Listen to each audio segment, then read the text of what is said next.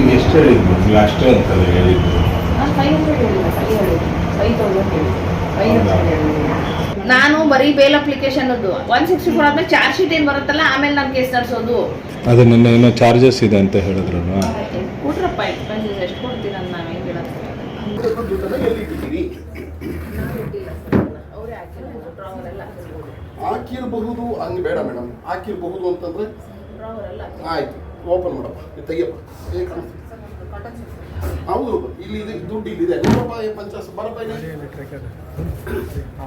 ದುಡ್ಡು ಇಲ್ಲಿದೆ ನೋಡಪ್ಪ. ಅತ್ಯಾಚಾರ ಪ್ರಕರಣಕ್ಕೆ ಸಂಬಂಧಿಸಿದಂತೆ ನ್ಯಾಯಾಲಯದಲ್ಲಿ ಆಕ್ಷೇಪಣೆ ಸಲ್ಲಿಸುವ ಹೆಸರಿನಲ್ಲಿ ಲಂಚ ಸ್ವೀಕರಿಸಿದ ಆರೋಪದ ಮೇಲೆ ಸರ್ಕಾರಿ ಅಭಿಯೋಜಕಿ ಲೋಕಾಯುಕ್ತ ಬಲೆಗೆ ಬಿದ್ದ ಘಟನೆ ಬೆಂಗಳೂರಿನಲ್ಲಿ ನಡೆದಿದೆ. ಬೆಂಗಳೂರು ನಗರದ 53ನೇ ಅಧಿಕ ಸತ್ರ ನ್ಯಾಯಾಲಯದಲ್ಲಿ ಸರ್ಕಾರಿ ಅಭಿಯೋಜಕರಾಗಿ ಕಾರ್ಯನಿರ್ವಹಿಸುತ್ತಿರುವ ಶ್ರೀಮತಿ ಸವಿತಾ ಡಿ ರತನ್ ಅವರು ಇಂದು ಬೆಳಗ್ಗೆ ಲೋಕಾಯುಕ್ತ ದಾಳಿಯಲ್ಲಿ ಸಿಕ್ಕಿಬಿದ್ದಿದ್ದಾರೆ ಎನ್ನಲಾಗಿದೆ. ಮಾಹಿತಿಯ ಪ್ರಕಾರ ಚೆನ್ನಮ್ಮನಕೆರೆ ಅಚ್ಚುಕಟ್ಟು ಪೊಲೀಸ್ ಠಾಣೆಯಲ್ಲಿ ಮಹಿಳೆಯೊಬ್ಬರು ಈ ಹಿಂದೆ ದೂರು ಸಲ್ಲಿಸಿದ್ದರು. ಬಳಿಕ ಪ್ರಕರಣ ನ್ಯಾಯಾಲಯದ ಮೆಟ್ಟಿಲೇರಿದ ಹಿನ್ನೆಲೆಯಲ್ಲಿ ಸಂಬಂಧಿತ ಪ್ರಕರಣದಲ್ಲಿ ಆಕ್ಷೇಪಣೆ, ಟೈಪಿಂಗ್ ಹಾಗೂ ಇತರೆ ಖರ್ಚುಗಳ ನೆಪದಲ್ಲಿ ಸರ್ಕಾರಿ ಅಭಿಯೋಜಕಿ ಹಣಕ್ಕೆ ಬೇಡಿಕೆ ಇಟ್ಟಿದ್ದಾರೆ ಎಂಬ ಆರೋಪ ಕೇಳಿ ಬಂದಿದೆ. ಸರ್ 11th ನಮಗೆ ಕಾಲ್ ಬರುತ್ತೆ 5:15 ಕಾಲ್ ಇದು ನಾನು ಪಿ ಮಾತಾಡ್ತಿರೋದು ಕೇಸ್ ವಿಚಾರದಲ್ಲಿ ಕೋರ್ಟಿಗೆ ಬರಬೇಕಾಗುತ್ತೆ, ಅಲ್ಲಿ ಬನ್ನಿ ಅಂತ ಕರೀತಾರೆ ಮೇಡಮು. ಸರಿ, ನಾವು ಇದು ಕೇಸ್ ವಿಚಾರ ಅಲ್ವಾ, ಪಿ ಅಂದರೆ ಅಷ್ಟು ನಮಗೆ ಮಾಹಿತಿ ಕ್ಲಿಯರಾಗಿ ಗೊತ್ತಿರಲ್ಲ. ಸರಿ, ಹೋಗ್ತೀವಿ, ಆಮೇಲೆ ಗೊತ್ತಾಗುತ್ತೆ ಪಿ ಅಂದರೆ ಗೌರ್ಮೆಂಟ್ ಕಡೆಯಿಂದ ನಮಗೆ ಕೊಡೋ ಒಂದು ಲಾಯರ್ ಅಂತ ಗೊತ್ತಾಗುತ್ತೆ. ಸೊ ಅವಾಗ ಸ್ವಲ್ಪ ನೆಮ್ಮದಿ ಆಗುತ್ತೆ. ಓಕೆ, ಗೌರ್ಮೆಂಟ್ ಕಡೆಯಿಂದ ನಮ್ಗೆ ಲಾಯರ್ ಕೊಡ್ತಿದ್ದಾರೆ ಅಂದರೆ ನಮ್ಗೆ ನ್ಯಾಯ ಸಿಗುತ್ತೆ ಅಂದ್ಬಿಟ್ಟು ನಾವು ಸ್ವಲ್ಪ ನೆಮ್ಮದಿಯಾಗಿರ್ತೀವಿ. ಮಾತಾಡ್ತಾ ನಾನು ಅವ್ರಿಗೆ ನನಗೆ ಏನಾಗಿದೆ ಅದನ್ನು ಹೇಳ್ಕೊಳಕ್ಕೆ ಹೋಗ್ತೀನಿ. ಬಟ್ ಅವರು ತಡೀತಾರೆ ನನ್ನನ್ನು. FIR ಆಲ್ರೆಡಿ ನಾನೆಲ್ಲ ಓದಿದ್ದೀನಿ. ಕತೆ ಎಲ್ಲ ಏನು ಹೇಳ್ಬೇಡಕ್ಕೆ ಬರಬೇಡ ನೀನು. ಏನು ಫೈನಾನ್ಷಿಯಲ್ ಮ್ಯಾಟರ್ ಇದೆಯೋ, ಬರೀ ದುಡ್ಡಿನ ವಿಷಯ ಫೈನಾನ್ಷಿಯಲ್ ಮ್ಯಾಟ್ರ್ ಬಿಟ್ಟು ನನ್ನ ಕೇಸಿನ ವಿಚಾರದ ಬಗ್ಗೆ ಅವರು ತಿಳ್ಕೊಳೋಕ್ಕೆ ರೆಡಿನೇ ಇರೋದಿಲ್ಲ. ಈ ಥರ ಆಗಿದೆ ಅಂತ ಹೇಳ್ಕೊಳಕ್ಕೂ ಅವರು ಟೈಮ್ ಕೊಡೋದಿಲ್ಲ. ಆಮೇಲೆ ನಮ್ಗೆ ಅನುಮಾನ ಬರುತ್ತೆ. ಓಕೆ, ಏನಾದರೂ ಡಿಮ್ಯಾಂಡ್ ಮಾಡ್ಬೋದು, ಸರಿ ನೋಡೋಣ ಅಂದ್ಬಿಟ್ಟು ಸುಮ್ಮನೆ ಆಗೋಗ್ತೀವಿ. ನೆಕ್ಸ್ಟ್ ಡೇ ಮತ್ತೆ ಹೋಗಿರ್ತೀವಿ ಕೋರ್ಟಿಗೆ, ಭೇಟಿ ಆಗ್ತೀವಿ. ಅವರು ಏನೇನು ಎವಿಡೆನ್ಸ್ ಇದೆ ಕೊಡಿ ಅಂತ ಹೇಳ್ತಾರೆ. ಸರಿ, ಈ ಪಾಯಿಂಟಿಗೆ ಏನು ಎವಿಡೆನ್ಸ್ ಇದೆ ಅದನ್ನು ನಾವು ಸಬ್ಮಿಟ್ ಮಾಡ್ತೀವಿ. ಮಾಡಿಬಿಟ್ಟು ಅವರು ಎಕ್ಸ್ಪೆನ್ಸಸಲ್ಲಿ ಕೊಟ್ಟೇ ಇಲ್ಲ ಅಂತ ಕೇಳ್ತಾರೆ. ಸೊ ಗೊತ್ತಿಲ್ಲ ಮೇಡಮ್ ಎಕ್ಸ್ಪೆನ್ಸಸ್ ಅಂದರೆ ಏನು ಹೇಳಿ ಅಂತ ಹೇಳಿದಾಗ, ನೋಡಿ ಆರ್ಗ್ಯುಮೆಂಟ್ಗೆ, ಟೈಪಿಂಗಿಗೆ, ಇದಕ್ಕೆಲ್ಲ ಎಕ್ಸ್ಪೆನ್ಸಸ್ ತುಂಬ ಜಾಸ್ತಿ ಆಗುತ್ತೆ, ಪೇಪರ್ ವರ್ಕ್ ಇರುತ್ತೆ. ಸೊ ನೀವು ಎಕ್ಸ್ಪೆನ್ಸಸ್ ನನಗೆ ಪೇ ಮಾಡಲೇಬೇಕು ಅಂತ ಹೇಳ್ತಾರೆ. ಸೊ ನಮಗದು ಅರ್ಥ ಆಗ್ತಿರಲ್ಲ ಏನು ಅಂದ್ಬಿಟ್ಟು. ಸೊ ನನ್ನನ್ನು ಆಚೆ ಕಳಿಸ್ಬಿಟ್ಟು ಅವ್ರು ನಮ್ಮ ಹಸ್ಬೆಂಡ್ ಹತ್ರ ಮಾತಾಡಿರ್ತಾರೆ, ಏನು ಯಾವ ರೀತಿ ಅಂತ ಎಲ್ಲ ಮಾತಾಡಿರ್ತಾರೆ.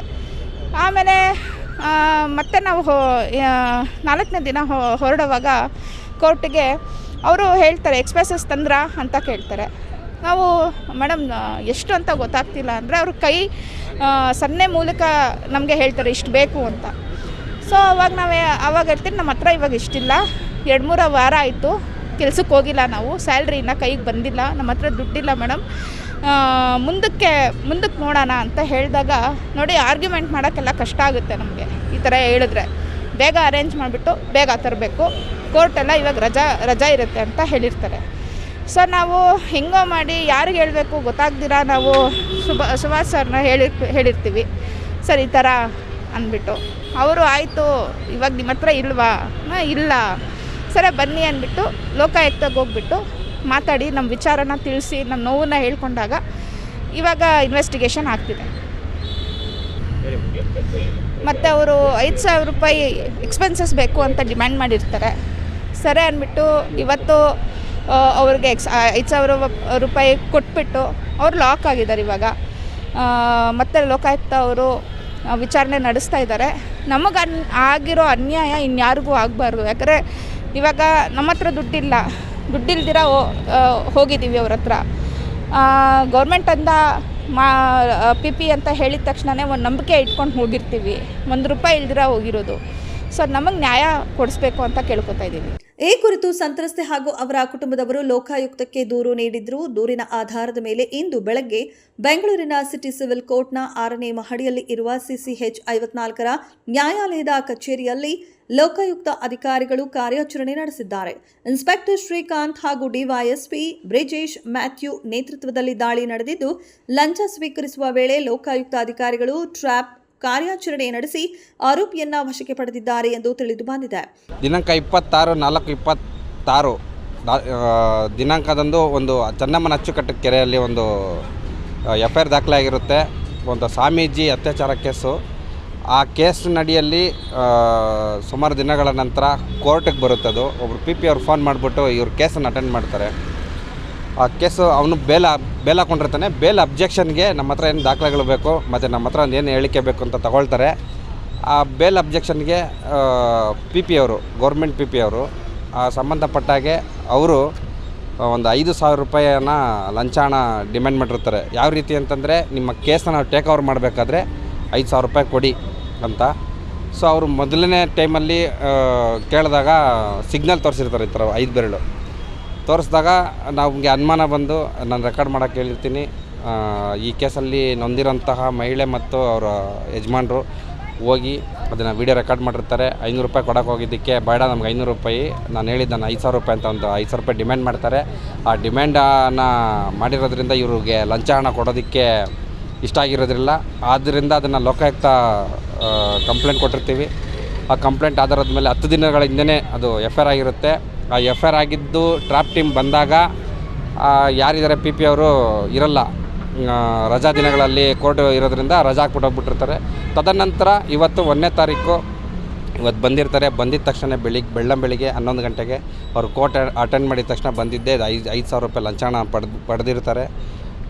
DYSP Mathew sir and SP Devaraj sir ಅವರ ನೇತೃತ್ವದಲ್ಲಿ ಟ್ರ್ಯಾಪ್ ಸಕ್ಸಸ್ ಆಗಿದ್ದೆ. ಈಗ ಲೋಕಾಯುಕ್ತ ಅಧಿಕಾರಿಗಳು ತನಿಖೆ ನಡೆಸ್ತಾ ಇದ್ದಾರೆ. ಈ ಮೂಲಕ ನಾನು ಹೇಳೋದೇನಂತಂದರೆ, ಯಾವ ಕೇಸಲ್ಲಿ ದುಡ್ಡು ತಗೋಬೇಕು ಅನ್ನೋದನ್ನು ಗೊತ್ತಾಗ್ದಿರ, ಈ ಗೊತ್ತಿಲ್ದಿರೋನೋ ಈ ರೀತಿ ಲಂಚ ಹಣಗಳನ್ನ ಪಡಿತಾ ಇರ್ತಾರೆ. ಈ ಥರ ಟ್ರ್ಯಾಪ್ ಆಗ್ತಾ ಇರ್ತದೆ. ಇದು ಮರುಕಳಿಸ್ತಾನೆ ಇದೆ. ದಯವಿಟ್ಟು ಎಚ್ಚರಿಕೆ ಇರಲಿ. ಲೋಕಾಯುಕ್ತ ಕಣ್ಣಿದೆ. ಭ್ರಷ್ಟ ಅಧಿಕಾರಿಗಳಿಗೆ ನಿಮ್ಗೆ ಎಚ್ಚರನ ಕೊಡ್ತಾ ಇದ್ದೀವಿ. ದಯವಿಟ್ಟು ಯಾವ ಕೇಸಲ್ಲಿ ದುಡ್ಡು ತಗೋಬೇಕು, ದುಡ್ಡು ತಗೋಬಾರ್ದು, ಪ್ರೀತಿ ವಿಶ್ವಾಸ ಯಾವ ಥರ ಗಳಿಸ್ಕೋಬೇಕು ಸಾರ್ವಜನಿಕರಲ್ಲಿ ಅದು ಕೂಡ ಗೊತ್ತಿಲ್ಲದೆ ಈ ಥರ ಡಿಮ್ಯಾಂಡ್ ಮಾಡಿ ದುಡ್ಡು ಕೊಟ್ರೇ ಬೇಲ್ಗಳು ರಿಜೆಕ್ಟ್ ಆಗೋದು. ಒಂದು ರೇಪ್ ಕೇಸು ಮಾಡಿರೋಂತಹ ಅಪೋಸಿಟ್ ವ್ಯಕ್ತಿಗೆ ಸಪೋರ್ಟ್ ಮಾಡೋ ರೀತಿ ಇವರು 5,000 10,000 ಥರ ಲಂಚ ಹಣ ತೊಗೊಂಡು ಅವ್ರಿಗೂ ಎವಿಡೆನ್ಸ್ಗಳು ಕೊಟ್ಟು ಬೇಲ್ಗೆ ಸಪೋರ್ಟ್ ಮಾಡೋಂಥ ಇಂಥ ಅಧಿಕಾರಿಗಳು ಮತ್ತು ಸಂಬಂಧಪಟ್ಟ ಯಾವತ್ತು ನ್ಯಾಯ ಅಂತ ಬಂದರೆ ನ್ಯಾಯಾಲಯದಲ್ಲೇ ನ್ಯಾಯ ಸಿಗುತ್ತೆ ಅನ್ನೋ ಒಂದು ನಂಬಿಕೆ ಇದೆ. ಆ ನಂಬಿಕೆನ ಹೊಡೆದಾಕಂಥ ಇಂಥ ಅಧಿಕಾರಿಗಳು ವಿರುದ್ಧವಾಗಿ ಎತ್ತಿರುವಂತಹ ಈ ಲಂಚ ಆರೋಪ ಮತ್ತು ಈ ಟ್ರ್ಯಾಪು ಇದನ್ನು ಗಂಭೀರವಾಗಿ ಪರಿಗಣಿಸಿ ಇಂಥ ವ್ಯಕ್ತಿಗಳಿಗೆ ಇಂಥ ಹುದ್ದೆಗಳನ್ನ ಕೊಡಬಾರ್ದಂತ ಈ ಮೂಲಕ ನಾನು ಕೇಳ್ಕೊತೀನಿ. ಧನ್ಯವಾದಗಳು. ಸುಭಾಷ್, ಸಾಮಾಜಿಕ ಹೋರಾಟಗಾರರು.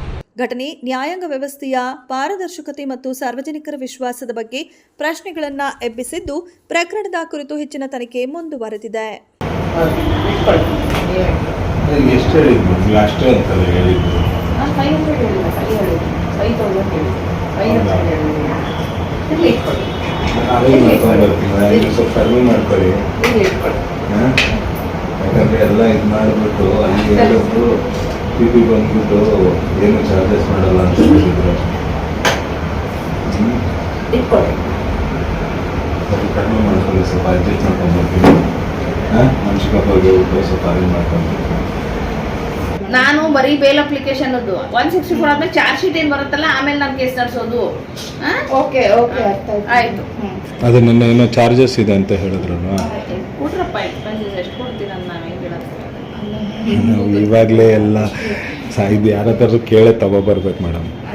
ಎಷ್ಟು ಅಂತ ಹೇಳಿದ್ರೆ ಅರೇಂಜ್ ಮಾಡ್ಕೊಂಡು ಕೊಡ್ರಪ್ಪ. ಎಷ್ಟು ಕೊಡ್ತೀರಾ ಕೊಡ್ರಿ. ಟೈಪಿಂಗ್ ಚಾರ್ಜು, ಆಮೇಲೆ ಅದು ಸೈಟೇಷನ್ಸ್ ಎಲ್ಲ ತೆಕ್ಕೊಡ್ಬೇಕು. ಆರ್ಗ್ಯುಮೆಂಟಿಗೆ ಸೈಟೇಷನ್ಸ್ ತೆಕ್ಕೊಡ್ಬೇಕು. ಕೊಡಿ, ಎಷ್ಟು ಕೊಡ್ತೀರಾ? ಅವರೇ ಹಾಕಿರ್ಬೋದು, ಡ್ರಾವರೆಲ್ಲ ಹಾಕಿರ್ಬೋದು. ಹಾಕಿರಬಹುದು. ಹಂಗೆ ಬೇಡ ಮೇಡಮ್, ಹಾಕಿರಬಹುದು ಅಂತಂದರೆ ಡ್ರಾವರೆಲ್ಲ ಆಯಿತು. ಓಪನ್ ಮಾಡಪ್ಪ, ಇದು ತೆಗಿಯಪ್ಪ. ಹೌದು, ಇಲ್ಲಿ ಇದೆ ದುಡ್ಡು. ಇಲ್ಲಿದೆ ನೋಡಪ್ಪ. 50 ಬರಪ್ಪ. ಇಲ್ಲಿ ದುಡ್ಡು ಇಲ್ಲಿದೆ ನೋಡಪ್ಪ.